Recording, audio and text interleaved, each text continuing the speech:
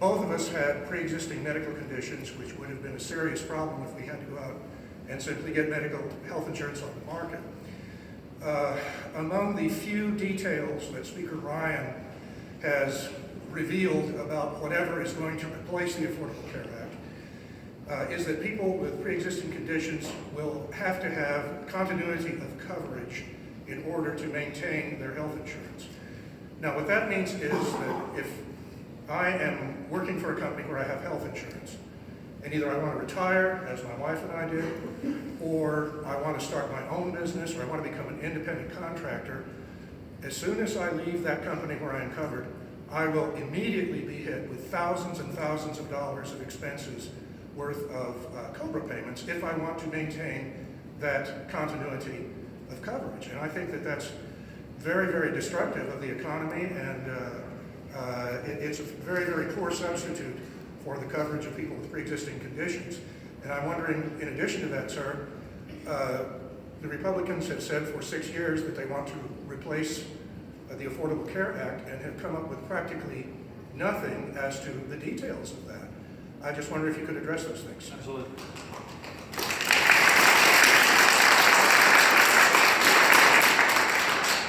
Well, it goes beyond that. Explain, first of all, why you guys are so opposed to Obamacare. And, I mean, I think everyone knows it's a tax on the rich, and that's what these men are completely opposed to. But explain why you feel like we need to get rid of it, and why you poisoned the public against it for all these years. First of all, let's go back to the floor.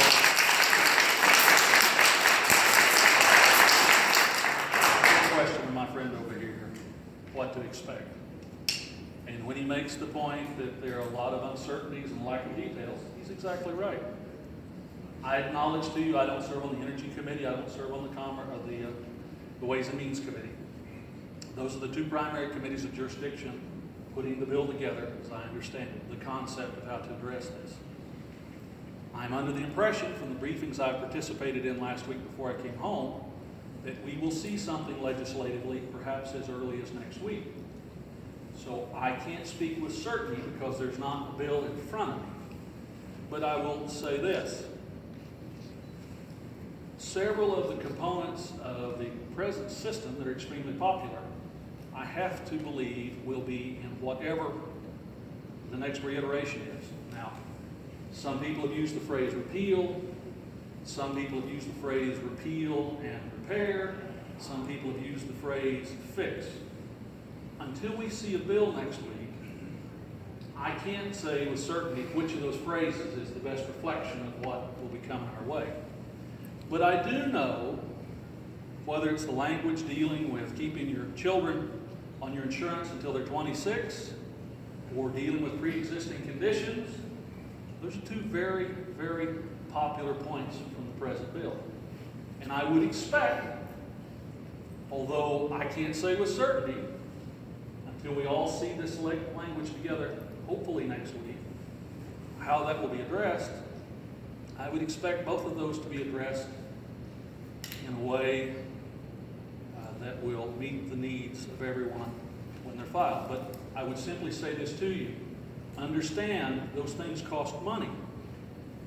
And it will be fascinating to see how things are paid for and how this is addressed. Now, some will say, and we'll get to that in a moment, I'm sure, just leave it alone. Don't do anything. My understanding from the sources that I trust, in the way that the healthcare system is configured now, that won't work because we're on a path where, without changes, it will come apart on its own. And you can't let that happen. I see numbers that would indicate if you voted just to turn it off immediately, 32 million people would have no insurance. You can't let that happen. I mean, that's one of those things we can all agree on in this room. You can't let that happen. Because in addition to the people who did not have insurance coverage before this, or had minimal insurance coverage, or couldn't afford what they might have been able to access, there's a lot of those people, in 32 million, who had insurance that didn't meet the Obama standards that went away when the new program kicked in.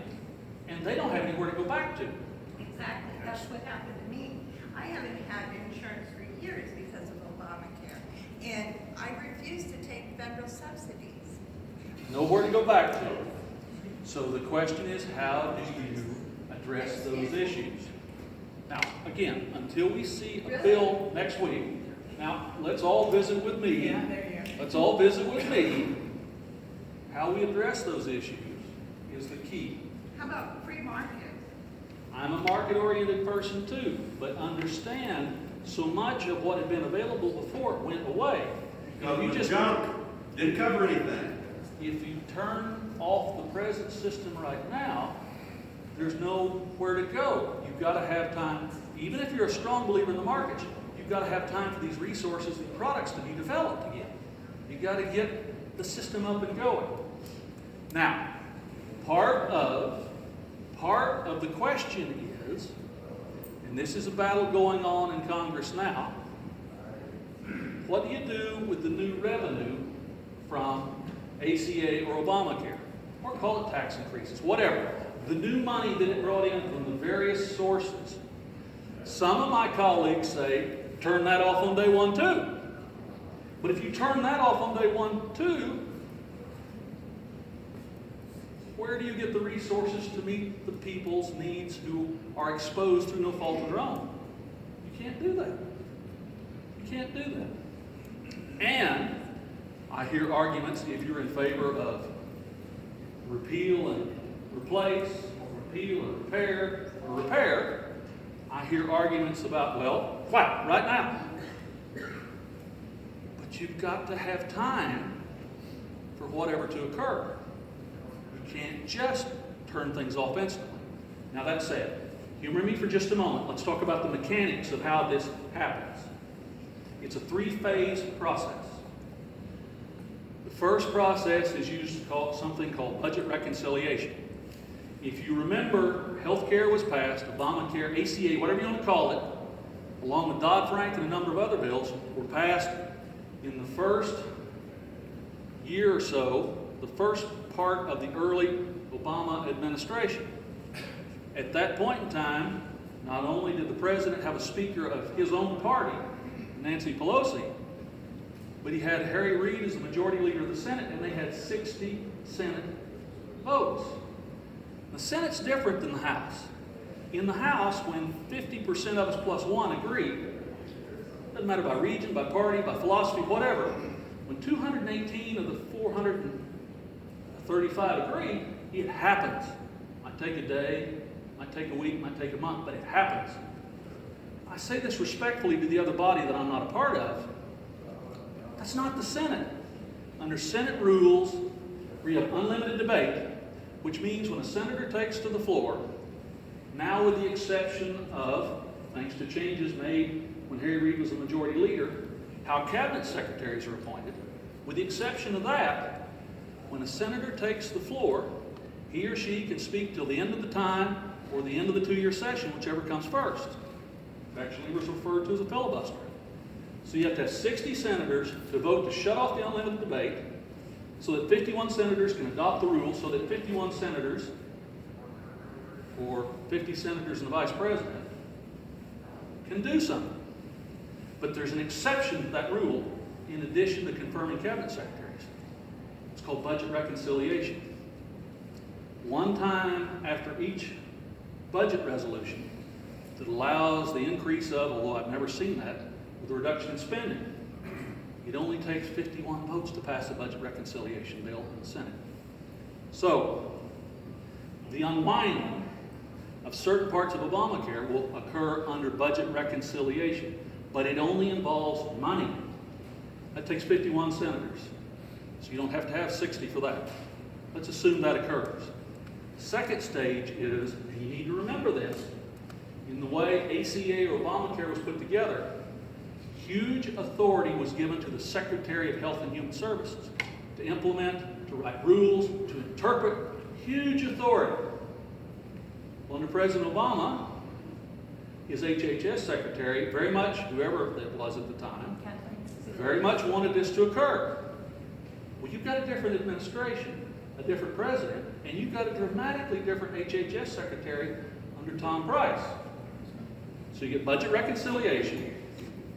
Then in the way they put the bill together, because they never thought control would change, suddenly all this authority resides in Tom Price's hands.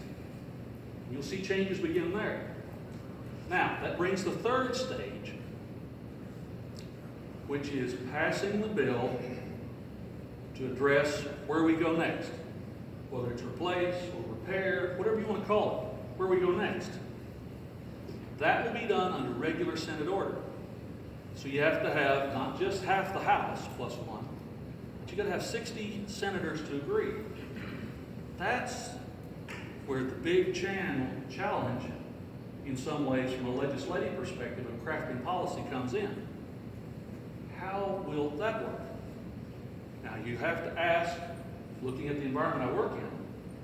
So the first stage occurs, the secretary goes after the second stage, but you can't leave all these people exposed, so you've got to fix the problem in the third stage. That requires, especially in the Senate, both sides of the room to work together. And that should be fascinating. Because if you don't, the people who are left, through no fault of their own, exposed, are going to be left in a horrible world of hurt. And I think the majority of my colleagues in both chambers don't want to let that happen. So I give you the timeline. Have I seen the bill? No. It's being written or being perfected or being worked on in those two committees that I'm not a part of. We'll all see it together next week. Some of us might be overjoyed. Some of us may very well be furious. We'll see it next week. We'll go from there. May I ask a question? Yes, ma'am, and we're going to go to this gentleman right behind you. On ACA, Oklahoma will see you have 20,000 in. We can hear. Would you stand up and your name and community, please? Deborah Mason, Guthrie, Oklahoma. Spin just a little bit for our neighbors. We're doing microphones. I'm sorry.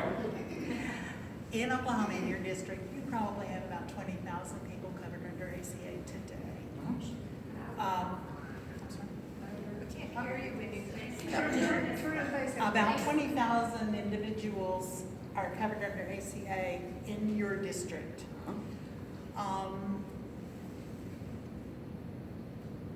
We have heard 51 times was my last count of the repeal of Obamacare in Congress. Repeal. We did it about 51 times. Lots of people had their name on it.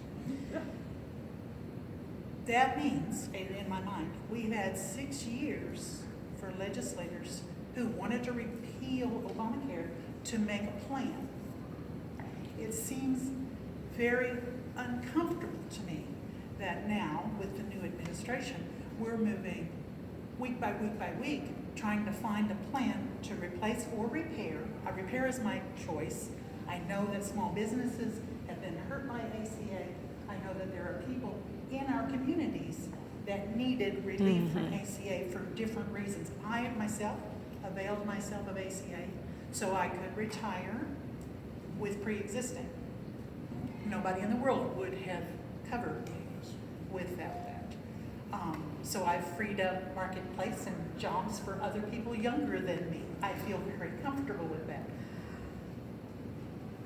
My question is, 6 years. Why wasn't there a plan to repeal, replace, or repair in 6 years?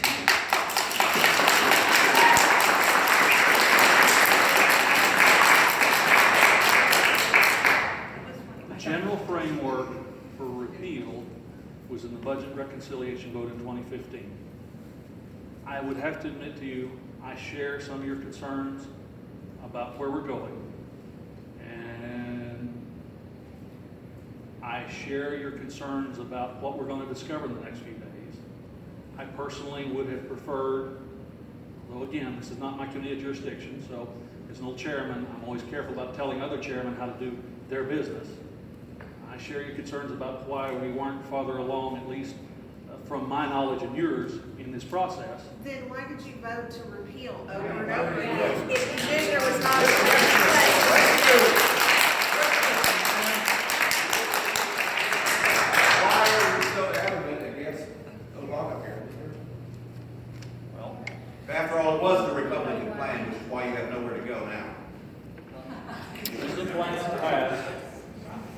the other side when they had absolute control of the whole process. Based on Romney Care and the Heritage Foundation. Yes, sir. The Republican plan.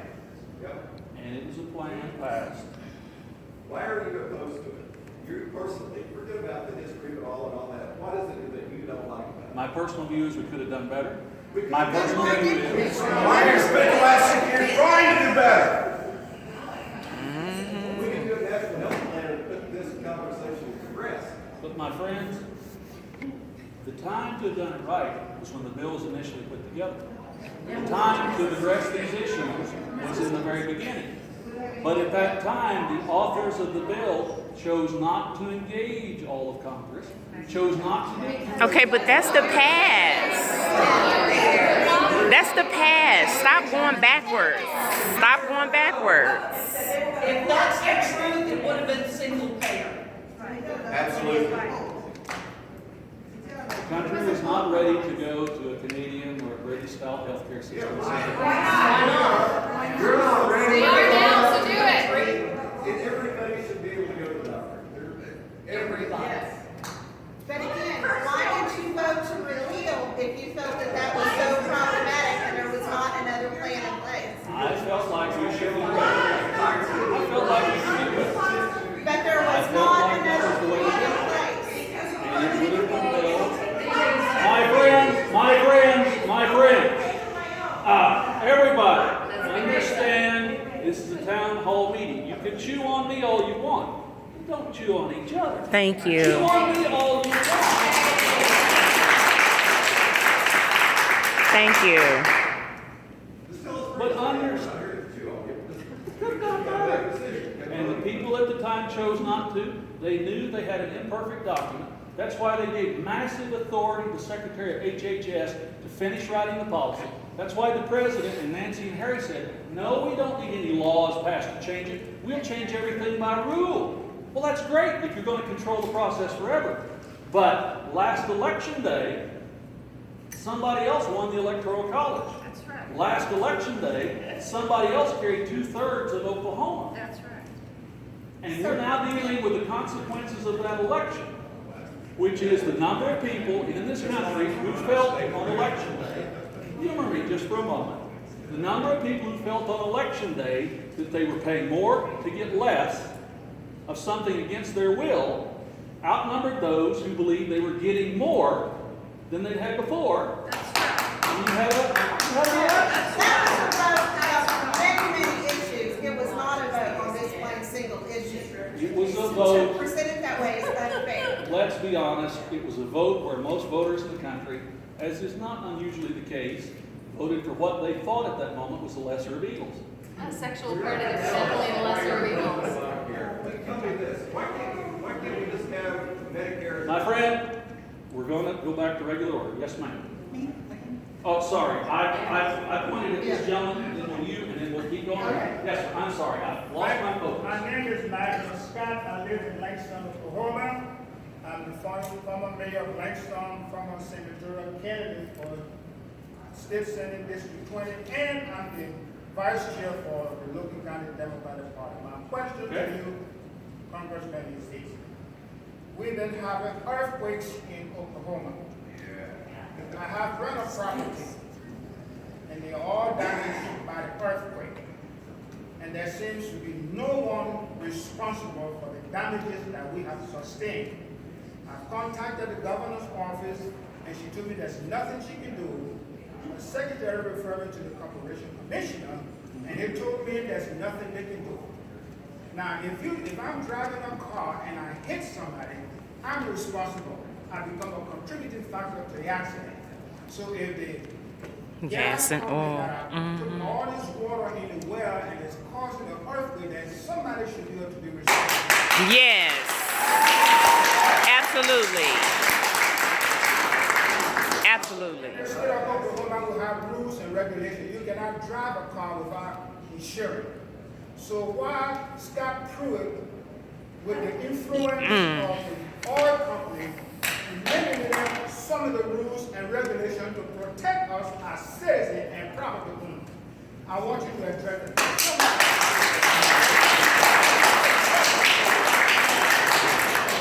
Mr. Vice Chairman, I thank you for coming.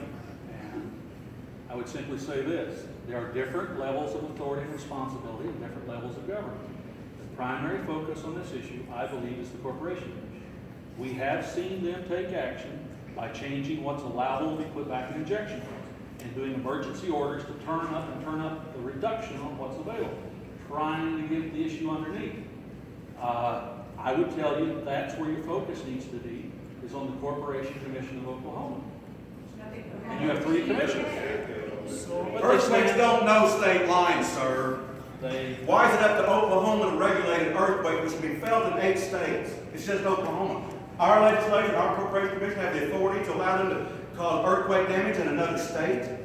but if you can't get satisfaction at municipal or city government level or county government level or state level, turning to the feds to take over control of what is traditionally... That's exactly what we want, because we've got nothing for 7 years from this state. That's what we want. Federal action, at least hearings, at least a glance into it. That's not gonna happen now. Congressman, you are my Mr. Chairman, congressperson. follow up, Vice Chairman. You are my congressperson.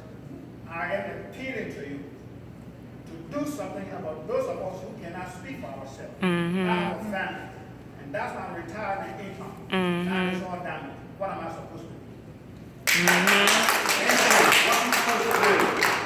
Stand up, Stand up. My name is Jackie Hill, and I'm from Coyle, Oklahoma. I live in a home that I've been told is not fit to live in.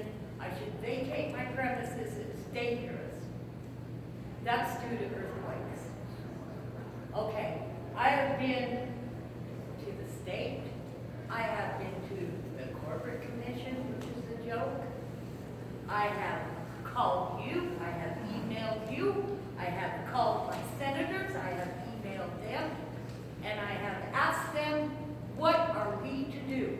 What are we to do? Get a lawyer, that's what he told me And, yesterday. no, and then you back Scott Pruitt. Yes. for the EPA. That is just tragedy. That's tragic. That you slapped me in the face. You took my home. You took every bit of savings I had trying to fix it up. There is no fixing it up. And my husband died on top of it. Where were you? Where was the governor? Where was my senator? Where was the Oklahoma Corporate Commission? Enough is enough. Passing the buck. You can run us around in circles, but I'm going to tell you, sir, you're taking this to Judgment Day with you. And I am not the only one. There are Thousands of people. Thousands. Thousands In of Oklahoma, Oklahoma. you don't care. I don't care if you cut the fluid down. You know why? Because everything I have is gone. What are you going to do for me? What are you going to do for me? Forget health care. I can't get it. I live in Oklahoma. What are you going to do for the residents of this state? Where else would you like to see it after the meeting? I'll see. These are important questions. I'm gonna go back to the Affordable Care Act. The most. Oh, we didn't get no answer. Yeah, wait. We need to focus on the appropriate level of responsibility and authority. Oh my God. They're tools. They get all their campaign contributions from the industry. They're supposed to regulate. Then dissolve all other forms of county government, and we'll just move to a European model where everything is supported from the national Assembly.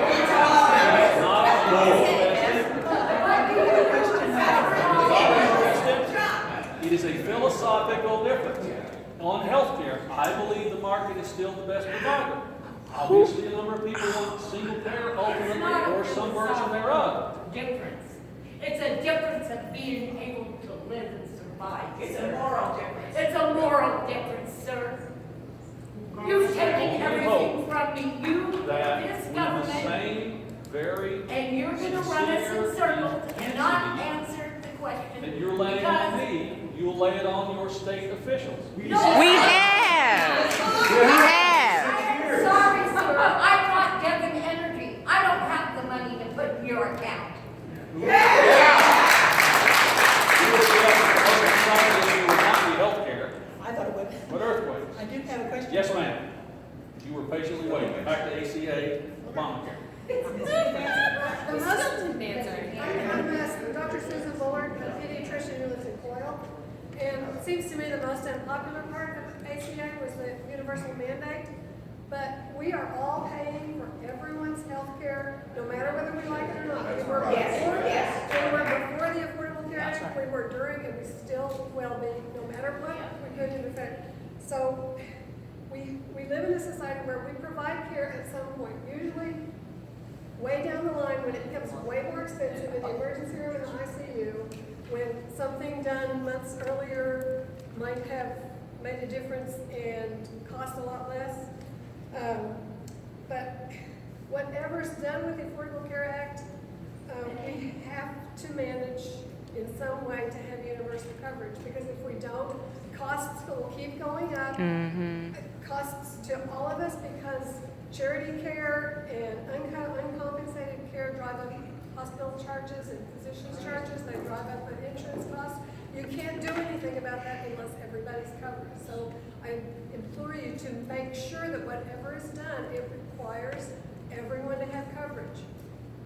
And I know the universal mandate was what people got really upset about, but you can't do it in that market with free market forces. You make a very strong point. Part of the challenge. Part of the challenge of the existing programs is that between the ability to get coverage without pre-existing conditions and the fact that you pay a penalty if you don't participate, but you don't have to participate. We have a substantial number of folks who made the calculated decision, primarily younger and healthier people. I'm not going to buy it. Fine's cheaper than the cost of the program. And if I get sick, I'll sign on them, which means the people who are participating are the higher consumption users driving up the cost, which is causing the providers to flee. So this is a problem in the existing bill. Part of why, as I said, if we don't do anything, it'll implode, I'm afraid, on its own. But you make very good points. But the stuff in the bill doesn't, in the present form of the law, I should say, doesn't fix everything you're saying. But insurance companies have made higher profits with the Affordable Care Act. In spite of the fact that they keep saying they have to raise rates. I just know they're bailing around the country. Because of uncertainty, because you just let it drift here and hang, that's why.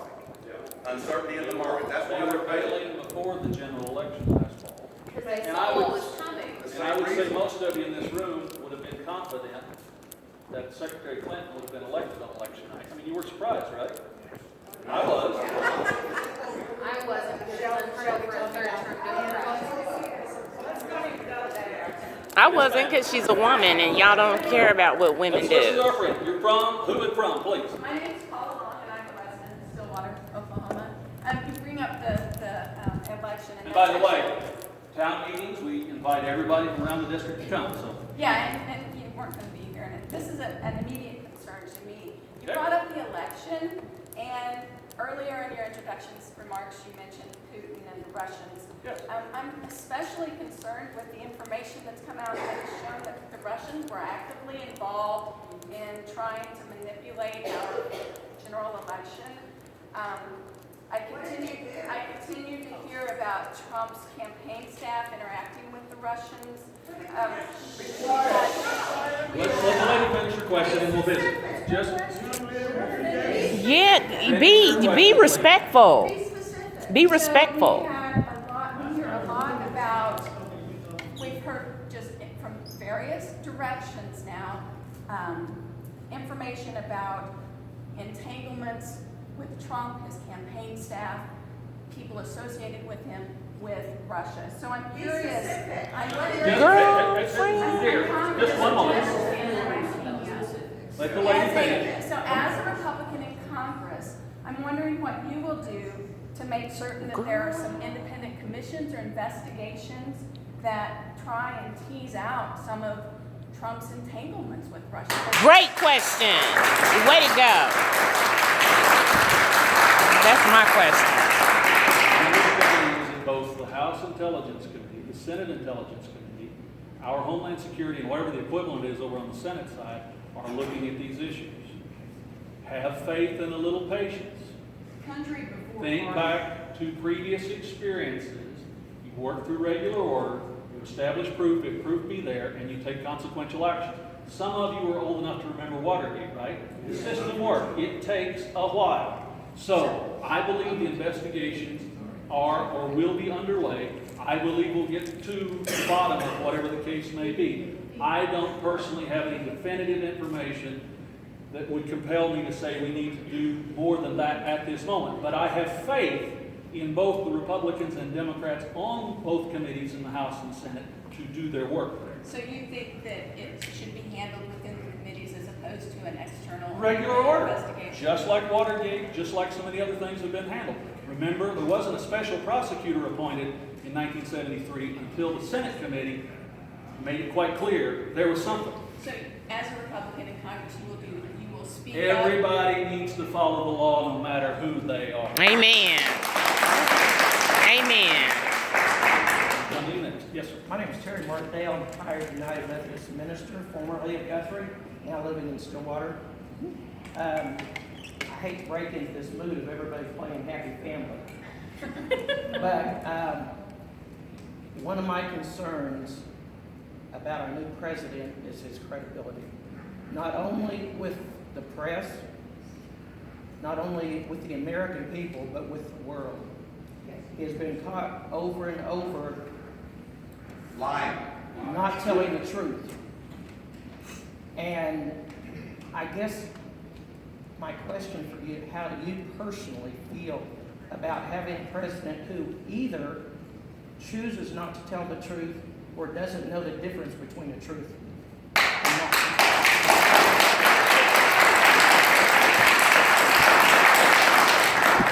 First of all, this is a different kind of president than we've ever had. And the thing about President Trump is, and you need to think about this. He ran as the guy he is now as a candidate. He blew 25 different Republicans out of the water. He took ultra-conservatives, he beat the moderates, he blew them all out of the water. And he took down the heir apparent in the general election. Lost by 3 million votes in the public vote. It doesn't count. It's the electoral college I that declare counts. that. That being said, what are your personal feelings My about personal perspective is, the United States, I'm going to give him the benefit of the doubt. I'm going to give him the respect that all presidents, whoever they may be. Now let me finish, please. The benefit of the doubt. And if in the course of all these things, stuff comes up that needs to be addressed, then I'll address it. But right now,